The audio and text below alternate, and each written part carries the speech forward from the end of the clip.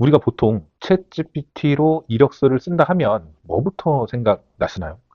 네, 이게 프롬프트를 어떻게 기깔나게 써야 할지 생각을 해 보실 테고, 다 쓰고 나면, 아, 이걸 그대로 내도 되긴 하는 건가? 뭐 그런 거 고민되고 그러시잖아요. 그 결론부터 말씀드리면, 내도 됩니다. 제출해도 된다는 뜻이에요. 근데 이게 끝일까요?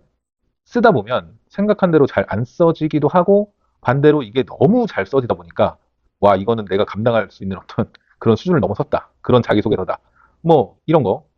이런 마음이 들기도 하고 뭐 그러잖아요. 그러다 보니까 AI로 이력서 쓴 게 걸리는 거 아닌가? 뭐 이런 고민을 하시는 분들이 생각보다 많더라고요. 고로 잘 써지면 잘 써지는 대로, 잘 안 써지면 안 써지는 대로 고민하시는 분들이 생각보다 너무 많더라. 이게 모두 AI를 어떻게 활용해야 되는지를 잘 모르다 보니까 생기는 일이다. 그래서 제가 오늘은 AI를 잘 활용해서 이력서와 자기소개서를 쓰는 방법에 대해서 말씀을 드려보도록 하겠습니다.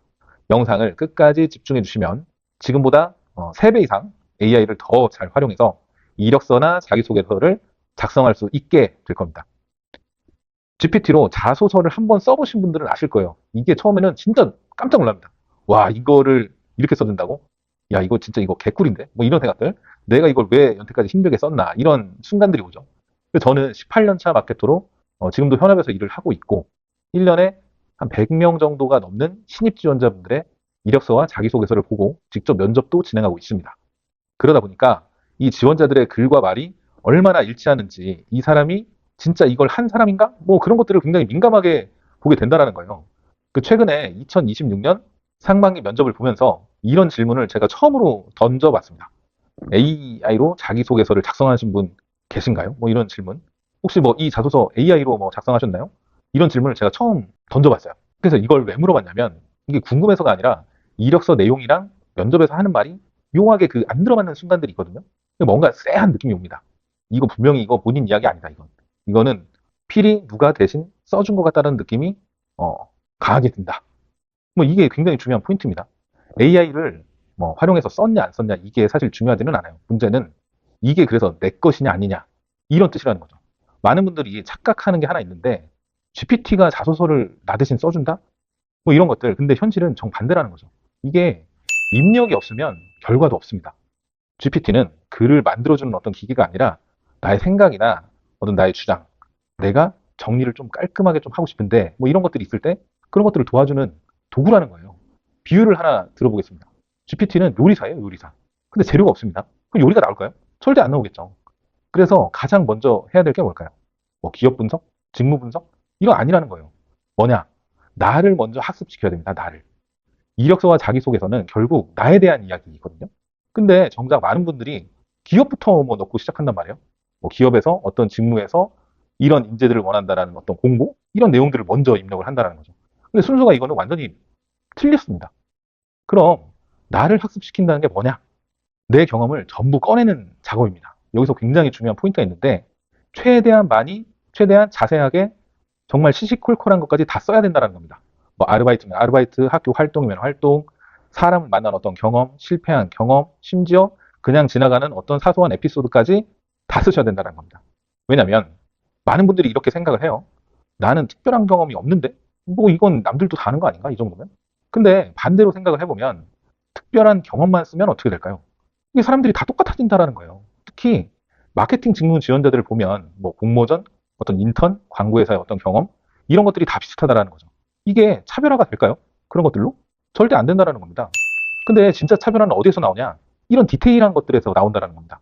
그래서 저는 이걸 이슈토리라고 부르기도 하는데요. 내가 겪은 모든 경험을 최대한 많이 꺼내놓는 게 시작이라는 겁니다. 그 다음 단계가 또 중요해요. 그 다음 단계는 AI와 대화를 해야 된다는 겁니다. 많은 분들이 명령만 해요. 자소서 써줘, 뭐 이력서 정리해줘, 여기에 맞춰서 작성해줘, 이런 것들. 아니, 이렇게 하면은 결과가 당연히 한계가 있을 수밖에 없겠죠. 그래서 우리는 질문을 바꿔야 돼요. 질문을. 예를 들어서 이 회사에 지원을 하는데 이 경험을 어떻게 쓰면 좋을까? 또는 나는 이렇게 생각하는데 너는 어떻게 생각해? 그리고 그런 관점을 내가 지원하는 어떤 회사의 면접관 입장에서 어떤 게 궁금할까? 뭐 이런 식으로 역할을 부여를 한다는 거죠. 뭐 면접관 입장에서 질문을 해줘. 팀장 시점에서 뭐 피드백을 해줘. 이런 식으로 하면은 결과 자체가 완전히 다른 결과가 나온다는 겁니다. 여기서 또 하나 중요한 질문이 나오는데, 저는 뭐 직무 관련 경험이 전혀 없는데요. 근데 저는 이렇게 생각을 합니다. 그런 경험은 없어요. 이게 못 찾는 것 뿐입니다. 제가 실제로 본 지원자 사례가 하나 있는데, 뭐 막노동, 뭐 예식장, 뭐 서빙 알바 이런 거를 했던 분이 광고 기획 직무에 지원을 했어요. 그럼 보통이면 관련 경험 없음, 뭐 이런 식으로 생각하겠죠. 근데 이분은 이렇게 풀었습니다. 다양한 사람들과 수없이 대화를 하면서 상대의 의도를 빠르게 파악하는 능력을 키웠습니다. 그리고 면접에서 그걸 굉장히 유쾌하게 이야기를 했단 말이에요. 결과요? 결과는 당연히 면접관들 반응이 굉장히 좋았겠죠. 핵심이 뭘까요? 경험이 아니라 해석이라는 겁니다. 해석. 해석이 중요해요. 이제 이력서나 자기소개서는 어떻게 쓰면 되냐? 정답은 간단합니다. AI와 계속 대화를 하면서 내 것, 내 것으로 만들어가는 과정이 중요하다는 거죠. 그래서 복사 붙여넣기가 아니라 재구성을 한다는 뜻입니다. 그리고 마지막으로 정말 중요한 얘기 하나 해드릴게요. 이게 제일 중요한데, 자기소개서는 정말 잘 썼는데 면접에서 떨어지는 분들이 굉장히 많은데 이게 왜일까요? 준비가 안 되어 있기 때문입니다. AI로 자소서를 썼다? 그럼 그 순간부터 면접까지 책임을 져야 돼요, 본인이. 예상 질문, 답변 연습, 뭐 스토리 정리, 이것도 전부 AI로 할 수 있습니다. 근데 절대 AI를 믿고 맡기시면 안 된다는 거죠. AI는 아까도 말씀드렸지만 어디까지나 조력자입니다, 조력자. 여러분 스스로에게 이 질문을 해보시라는 거예요. 이게 진짜 난가? 이 AI가 정리해준 이 이력서와 자기소개서의 내용들이 오롯이 나를 대변하고 있는가? 이걸 생각을 해보라는 거죠. 자, 마무리를 하겠습니다. AI로 이력서, 자기소개서 써도 됩니다. 하지만 중요한 건 세 가지입니다. 첫 번째, 경험이 먼저다. 두 번째, 정리는 AI가 한다. 자, 세 번째, 책임은 내가 진다. AI는 여러분들을 대신해주지 않습니다. 대신 여러분들을 더 선명하게 만들어줄 뿐입니다. 아시겠죠? 자, 오늘 영상은 여기서 마치고 영상이 도움이 되셨다면 구독과 좋아요를 꼭 눌러주세요. 그리고 궁금하신 거는 댓글로 남겨주시면 감사하겠습니다. 그럼 다음에는 더 좋은 콘텐츠로 여러분들을 찾아오도록 하겠습니다. 감사합니다.